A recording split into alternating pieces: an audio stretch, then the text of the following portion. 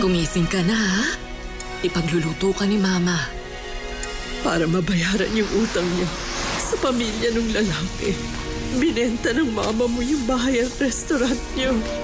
Buong araw at gabi siyang nagtatrabaho. Dahil gusto ka niyang iligtas sa sobrang pagod niya.